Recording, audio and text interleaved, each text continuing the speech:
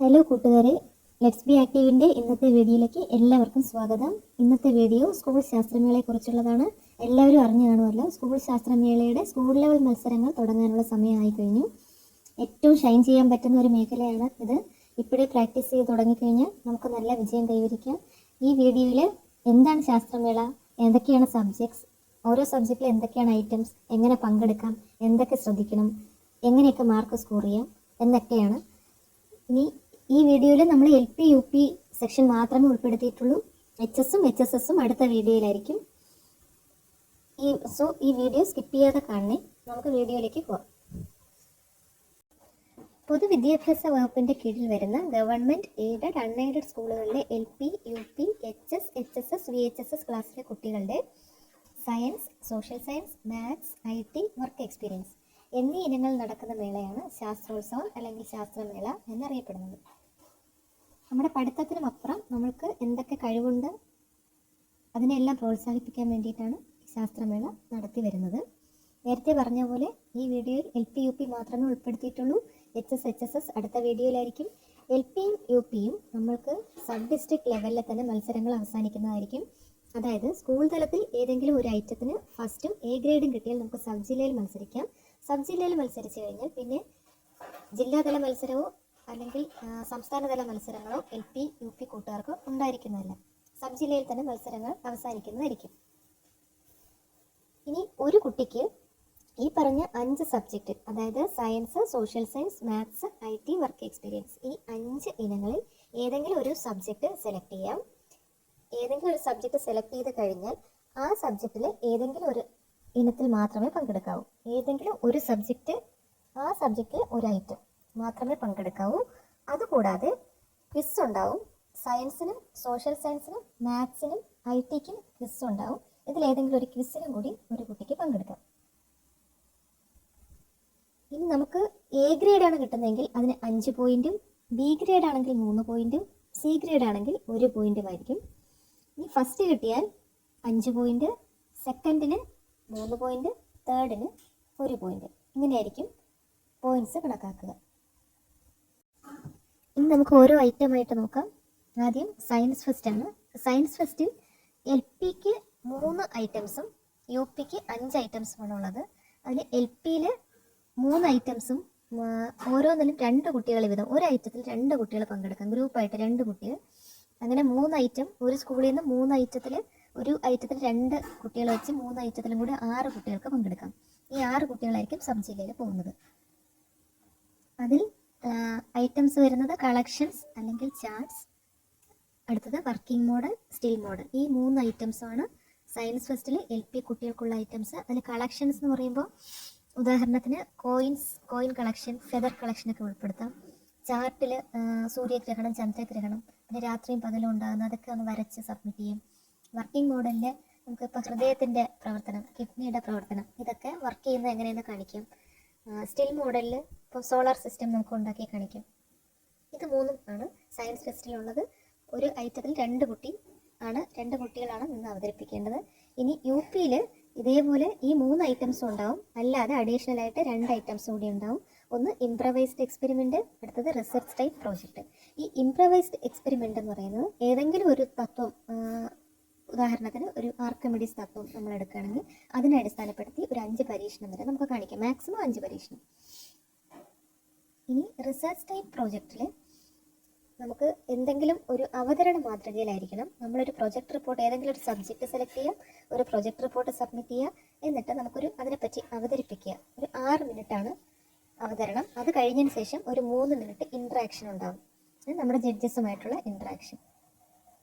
ഇതിന് ഉദാഹരണം, നമ്മളിപ്പോൾ ഒരു ചാർട്ട് നമ്മൾ സബ്മിറ്റ് ചെയ്താൽ പോലും അതിന് ഏറ്റവും കൂടുതൽ നോക്കുന്ന ഒന്ന് വൃത്തിയുണ്ടോ എന്ന് നോക്കും, പിന്നെ ആകർഷണം എങ്ങനെയെന്ന് നോക്കും, നമ്മൾ എങ്ങനെ വിശദീകരിക്കുന്നു, അതിലെന്ത് കണ്ടൻറ്റാണുള്ളത്, അത് പുതുമയുള്ള കണ്ടൻറ്റാണോ, ഇങ്ങനെയൊക്കെയാണ് നോക്കുന്നത്. ഇതൊക്കെയാണ് മാർക്ക് നിർണ്ണയിക്കുന്ന ഘടകങ്ങൾ.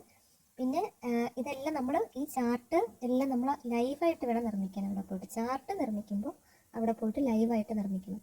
മാക്സിമം 3 ചാർട്ട് വരെ ഒരാൾക്ക് സബ്മിറ്റ് ചെയ്യും. പിന്നെ കളക്ഷൻസ് നമുക്ക് വീട്ടിൽ നിന്ന് കളക്ട് ചെയ്ത് കൊണ്ടുപോകുന്ന കളക്ഷൻസാണ്. വർക്കിംഗ് മോഡലും സ്റ്റിൽ മോഡലും നമുക്ക് വീട്ടിൽ നിന്ന് ഉണ്ടാക്കി കൊണ്ടുപോകാം. ചാർട്ട് മാത്രം അവിടെ പോയി ലൈവായിട്ട് നിർമ്മിക്കണം. 3 ചാർട്ട് വരെ മാക്സിമം. അപ്പോൾ സയൻസ് ഫെസ്റ്റിൽ LPക്ക് 3 ഐറ്റംസും UPക്ക് 5 ഐറ്റംസും. അടുത്തതായി മാത്സ് ഫെസ്റ്റ് ആണ്. മാത്സ് ഫെസ്റ്റിൽ LP വിഭാഗത്തിലുള്ള മത്സരങ്ങൾ geometrical chart, number chart, puzzle, still model. UP വിഭാഗത്തിന് geometrical chart, number chart, puzzle, still model, ഇത് കൂടാതെ ഗെയിമും കൂടി ഉണ്ടാവും. ഇതിൽ ഓരോ ഐറ്റവും എന്താണെന്ന് പറയാം. നമ്പർ ചാർട്ട് എന്ന് പറഞ്ഞു കഴിഞ്ഞാൽ നമുക്ക് ഏതെങ്കിലും സംഖ്യകളുടെ പ്രത്യേകതകൾ, നമ്പർ സീക്വൻസ്, പാറ്റേൺസ് ഇതൊക്കെ ഉൾപ്പെടുന്ന ഒരു ചാർട്ട് നമുക്ക് അവതരിപ്പിക്കാം. ലൈവായിട്ട് അവിടെ വെച്ചിട്ടായിരിക്കും നിർമ്മിക്കേണ്ടത്. ഇനി അടുത്തത് ജോമെട്രിക്കൽ ചാർട്ട്. ജാമിതിയുടെ സൗന്ദര്യം വെളിവാക്കുന്ന എന്തെങ്കിലും ഒരു രൂപമായിരിക്കണം ചെയ്യേണ്ട. കോമ്പസും സെറ്റ് സ്ക്വയർ പെൻസിലും ഉപയോഗിച്ച് നമുക്ക് വരയ്ക്കാം. കളർ കൊടുത്ത് അതിനെ ഭംഗിയാക്കാം. ഇതിൻ്റെ ആകർഷണീയതയ്ക്കാണ് മാർക്ക്.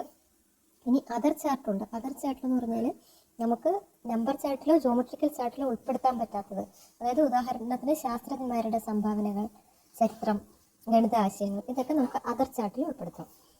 ഇത് ശ്രദ്ധിക്കേണ്ടത്, ഇതിൽ ഏതെങ്കിലും ഒരു ഐറ്റത്തിൽ മാത്രമേ ഒരു കുട്ടിക്ക് പങ്കെടുക്കാൻ പറ്റൂ. ഇപ്പോൾ സയൻസ് ഫെസ്റ്റിലെ ഒരു ഐറ്റത്തിന് പങ്കെടുത്ത കുട്ടിക്ക് മാത്സിലെ ഒരു ഐറ്റത്തിനും പങ്കെടുക്കാൻ പറ്റുന്നില്ല. അതുപോലെ മാത്സിലെ ഏതെങ്കിലും ഒരു ഐറ്റത്തിന് പങ്കെടുത്ത ഒരു കുട്ടിക്ക് സയൻസ് ഫെസ്റ്റിലെ ഒരു ഐറ്റത്തിന് പോലും പങ്കെടുക്കാൻ പറ്റില്ല. അടുത്ത ഐറ്റം സ്റ്റിൽ മോഡലാണ്. ഇതിൽ ജാമിതീയ രൂപങ്ങൾ ഉപയോഗിച്ചിട്ടുള്ള എന്തെങ്കിലും ഒരു മോഡൽ നമുക്ക് അവതരിപ്പിക്കാം. അടുത്തതായി വർക്കിംഗ് മോഡൽ.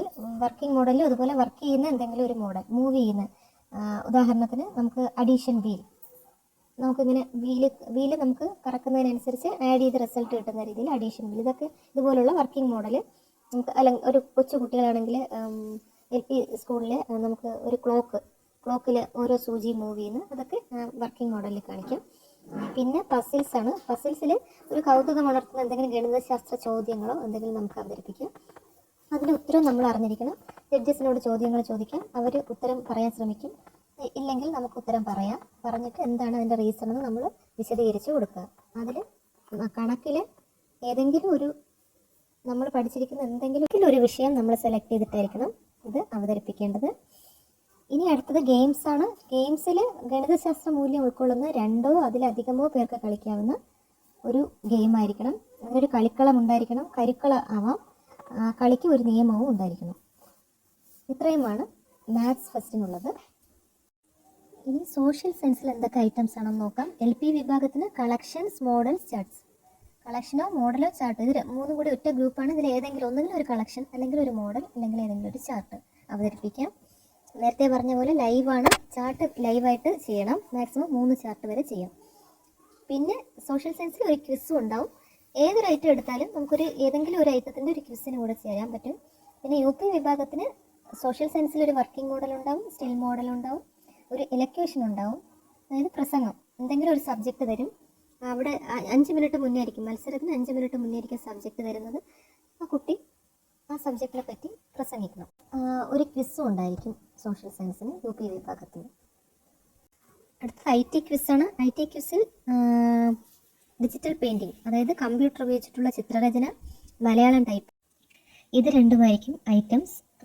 LPക്ക് IT വിഭാഗത്തിൽ മത്സരങ്ങളൊന്നും തന്നെ ഉണ്ടായിരിക്കുന്നതല്ല. UP വിഭാഗത്തിന് മാത്രമേ, UPക്കും HSസിനും മാത്രമേ IT ക്വിസ് ഉൾപ്പെടെ IT വിഭാഗത്തിൽ മത്സരങ്ങൾ ഉണ്ടായിരിക്കും. അടുത്തതായി വർക്ക് എക്സ്പീരിയൻസ് ആണ്. വർക്ക് എക്സ്പീരിയൻസിലാണ് ഏറ്റവും കൂടുതൽ ഇനങ്ങളുള്ളത്. ഇത്രയും ഇനങ്ങൾ ഉണ്ടായിരിക്കും. ഇതിൽ ഏതെങ്കിലും ഒരു ഇനത്തിൽ മാത്രമേ ഒരു കുട്ടിക്ക് പങ്കെടുക്കാൻ കഴിയൂ. അതിൽ അഗർബത്തി മേക്കിംഗ്, ബാംബു പ്രോഡക്ട്സ് ഉണ്ടാക്കാം, ബീഡ്സ് വർക്ക് ചെയ്യാം, ബുക്ക് ബൈൻഡിങ് ചെയ്യാം, ഫാബ്രിക് പെയിൻറ്റിങ് ചെയ്യാം, എംബ്രോയ്ഡറി ചെയ്യാം, പിന്നെ കൊത്തുപണികളുണ്ടെങ്കിൽ ചെയ്യാം, പേപ്പർ ക്രാഫ്റ്റ് ഉണ്ടാക്കാം, ടോയ്സ് ഉണ്ടാക്കാം, ഷീറ്റ് മെറ്റൽ വർക്ക് ചെയ്യാം, വുഡ് വർക്ക് ചെയ്യാം, പപ്പറ്റ് മേക്കിംഗ് ചെയ്യാം, വേസ്റ്റ് മെറ്റീരിയൽ കൊണ്ട് എന്തെങ്കിലും ഉണ്ടാക്കാം. ഇതുപോലുള്ള ഒത്തിരി ഈ പറയുന്ന എല്ലാ ഐറ്റംസിലും വർക്ക് എക്സ്പീരിയൻസിൽ പങ്കെടുക്കാൻ പറ്റും. നമുക്ക് ഇതിൽ ഏതെങ്കിലും ഒരു ഐറ്റത്തിൽ മാത്രമേ ഒരു കുട്ടിക്ക് പങ്കെടുക്കാൻ പറ്റൂ. ഇതിൽ ഏതെങ്കിലും ഒരു ഐറ്റത്തിൽ പങ്കെടുത്താൽ ഈ കുട്ടിക്ക് വേറെ സയൻസിലോ സോഷ്യൽ സയൻസിലോ മാത്സിലോ ITയിലോ പങ്കെടുക്കാൻ പറ്റുന്നതല്ല. അതായത് ഏതെങ്കിലും ഒരു സബ്ജക്റ്റിൽ ഏതെങ്കിലും ഒരു ഐറ്റവും പ്ലസ് ഏതെങ്കിലും ഒരു സബ്ജക്റ്റിൽ ഒരു ക്വിസ് മാത്രമേ ഒരു കുട്ടിക്ക് സെലക്ട് ചെയ്യാൻ പറ്റൂ. ഇതിൽ ഏറ്റവും അധികം സങ്കടകരമായ ഒരു അവസ്ഥ എന്താണെന്ന് വെച്ചാൽ, ക്രാഫ്റ്റിൽ നല്ല കഴിവും താല്പര്യവും, എന്നാൽ സയൻസിൽ ഒരു എക്സ്പെരിമെൻറ്റോ മാത്സിൽ ഒരു മോഡലോ അവതരിപ്പിക്കാൻ താല്പര്യമുള്ള ഒരു കുട്ടിക്ക് അത് സാധിക്കുന്നതല്ല. കാരണം ഏതെങ്കിലും ഒരു സബ്ജക്റ്റിൽ ഏതെങ്കിലും ഒരു ഐറ്റം മാത്രമേ ഒരു കുട്ടിക്ക് എടുക്കാൻ പറ്റും. ഏതെങ്കിലും ഒരു സബ്ജക്റ്റ് മാത്രമേ സെലക്ട് ചെയ്യാൻ പറ്റും. ആ ഒരു സബ്ജക്റ്റിൽ നിന്ന് ഒരു ഐറ്റമേ സെലക്ട് ചെയ്യാൻ പറ്റും. ഇങ്ങനെ ഒരു ഐറ്റം മാത്രം സെലക്ട് ചെയ്യിപ്പിക്കാൻ കാരണം വേറെ ഒന്നുമില്ല. ഇതെല്ലാം ഒരു ദിവസം 3 മണിക്കൂറിൽ ഒരേ സമയം നടക്കുന്നതായതുകൊണ്ടാണ്. അതുകൊണ്ട് ഐറ്റം സെലക്ട് ചെയ്യുമ്പോൾ ഒത്തിരി ശ്രദ്ധിക്കണം. നിങ്ങൾക്ക് ഏറ്റവും കൂടുതൽ മാർക്ക് സ്കോർ ചെയ്യാൻ പറ്റുമെന്നുറപ്പുള്ള ഐറ്റം മാത്രം സെലക്ട് ചെയ്യുക. പിന്നെ അധികം കുട്ടികളാരും സെലക്ട് ചെയ്യാത്തതും നിങ്ങൾക്ക് ഒത്തിരി കഴിവ് തെളിയിക്കാൻ പറ്റും എന്നുറപ്പുള്ള ഏതെങ്കിലും ഒരു സബ്ജക്റ്റ് അതിലുള്ള ഐറ്റംസ് മാത്രം സെലക്ട് ചെയ്യുക. ഇത്രയും ഐറ്റം ഉണ്ടായിട്ടും ഒരു ഐറ്റത്തിന് പോലും നിങ്ങൾ പാർട്ടിസിപ്പേറ്റ് ചെയ്യാതിരിക്കരുത്. ഇത്തവണെങ്കിലും ഏതെങ്കിലും ഒരു ഐറ്റം തന്നെ നിങ്ങൾ സെലക്ട് ചെയ്ത് സബ് ജില്ലാ തലം വരെ നിങ്ങൾക്ക് എത്താൻ പറ്റും.